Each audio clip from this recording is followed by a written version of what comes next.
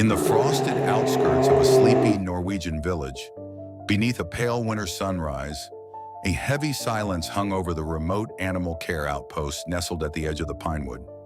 That morning, Clara, a young veterinary assistant, had just finished preparing IV fluids for a recovering deer when she noticed something strange: the faint scrape of claws against the icy pavement.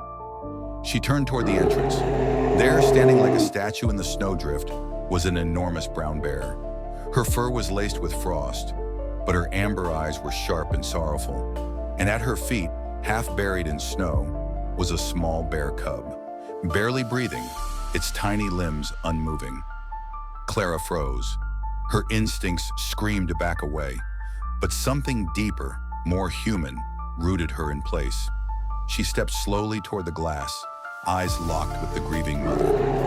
Inside the clinic, Dr. Henrik, the grizzled veterinarian with decades of fieldwork behind him, joined Clara. They shared a glance, no time to debate. Life was fading fast from the cub. Clara opened the door just a crack. The cold sliced in. The mother bear huffed and pawed protectively, but didn't move, as if she was pleading, not threatening. Clara and Henrik stepped out with a blanket and stretcher, moving in sync like a practiced rescue team. They knelt by the cub, gently wrapping it, every second a gamble. The mother bear paced, ears twitching, but stayed. She allowed the humans to lift her cub and carry it inside. She followed only to the threshold, then sank into the snow, her great body curled protectively outside the clinic door. Inside, the battle to save the cub began. Deep gashes along its side were cleaned, IVs administered, antibiotics measured by the milliliter. Every breath the cub took was a small victory. Outside, the mother bear remained day and night, through snowstorms and bitter winds, a silent guardian just beyond the clinic's light. By the third day, the cub began to stir. A soft sound escaped its mouth and its tiny paw moved. Clara smiled for the first time in days. On the fifth night, a power outage struck during a blizzard. The heaters died, and the cub's temperature began to drop.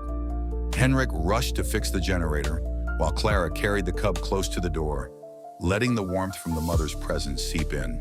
It worked. Finally, on the seventh morning, the cub stood shakily on its own legs. The door was opened, and the mother bear rushed forward with a guttural sound that shook the windows. Not a roar, but a song of reunion. The two bears touched noses, nuzzled, and pressed their foreheads together. Clara and Henrik stood in silence, humbled. And as the pair disappeared into the forest, mother leading, cub stumbling along in her shadow, they turned once, casting one long look back toward the clinic. It was not just gratitude in their gaze, it was memory. The town spoke of it for years. The morning the wild and the human world stood together in trust, and love saved a life. Thank you for watching till the end. Please like and subscribe to support us.